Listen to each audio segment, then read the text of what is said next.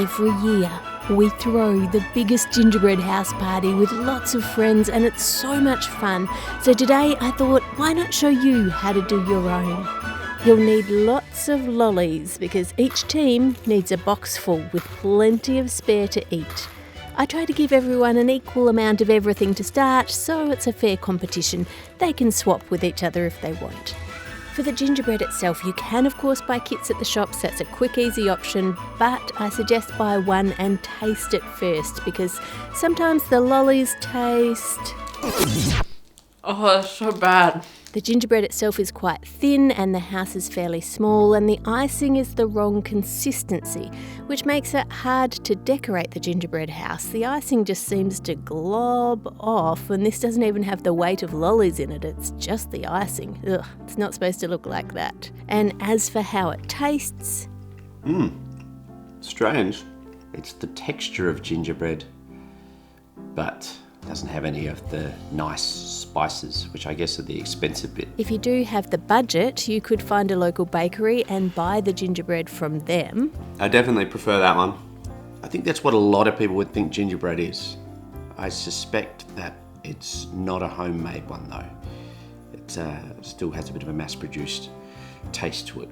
It tastes like very sweet and you can't really taste much ginger in it. Or if you have more time than money, you could bake your own gingerbread. That one was delicious. Definitely the best. A really nice, like fresh ginger. Classic gingerbread flavour right there. I like it. Makes you feel warm and Christmassy. It's really not that hard to make, and as a bonus you get to add heaps of spices, which is something that most store-bought houses tend to skimp on. I'll put my recipe on the website for you. I've also made 5 simple gingerbread house templates for you to use. There is the house with the sloped sides, a standard gingerbread house shape, the side-facing house, a tall house, and the curved roof house. A few tips for you. First, sprinkle flour on the dough to stop the template sticking. Second, use a pizza cutter instead of a knife because it doesn't pull the dough out of shape. Third, check each template piece to see if you need to cut 2, not just 1. The fourth tip is you don't have to cut out the doors and windows. It'll be heaps quicker if you skip them, and if you've got a lot to make, I suggest you do that. And number 5, when you bake the gingerbread, it will spread out a little and go rounded at the edges, which looks nice on some parts, but anywhere where you need it to be the exact shape, you'll need to recut halfway through baking. Or, to avoid that problem, you can leave an extra border of gingerbread on any sides that you want to stay put, and this stops them from spreading. Then halfway through the baking, you just recut along the lines that you've already got there to separate them. Now, of course, a great bonus of making your own gingerbread is you get leftover dough, so you can make gingerbread men or other shapes, and if you give each team a packet of extra baked pieces, it allows them to be more creative.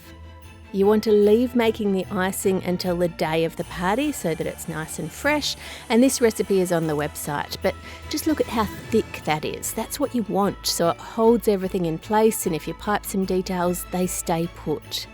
When you put this into the piping bags, I suggest that you twist the top and add a lackey band. This just prevents it all coming out of the top of the bag when a kid squeezes it. You want everyone to be able to join in. Now, if people are new to gingerbread houses, you could be kind and show them a quick how-to video like this.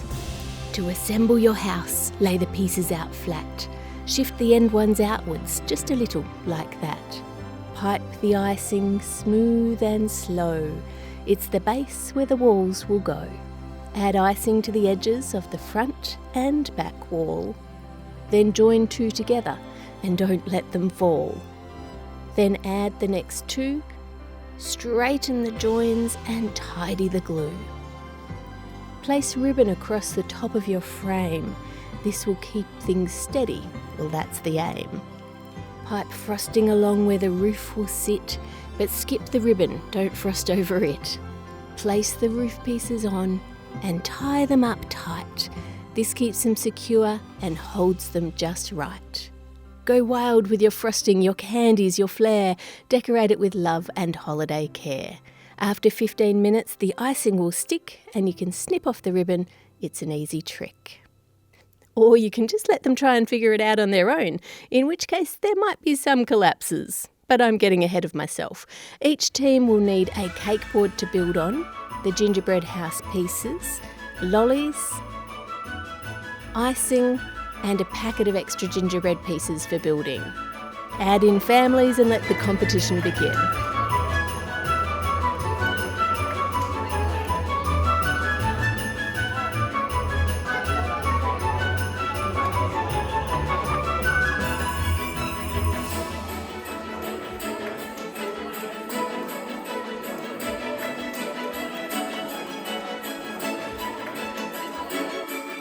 While people are building and decorating, I also like to have a gingerbread man for each of the school-aged kids.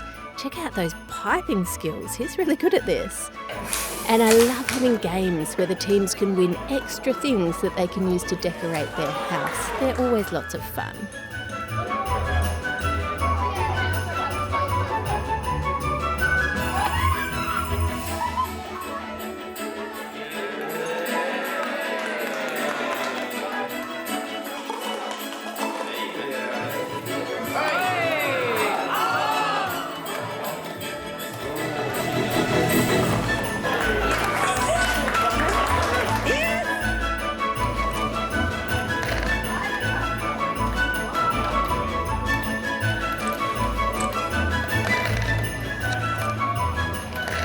And once everyone is done decorating, each team gets tokens to vote for most creative, prettiest and best story.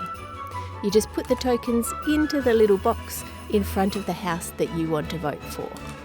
Merry Christmas everyone, I hope you have a great one and I'll see you next year.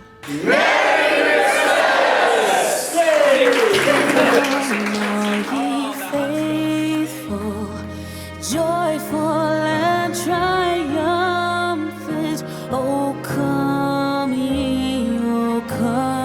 ye to Bethlehem. Come and behold him, born the King of angels. Oh come, let us adore him. Oh come, let us adore him. Oh come, let us adore him, Christ the Lord.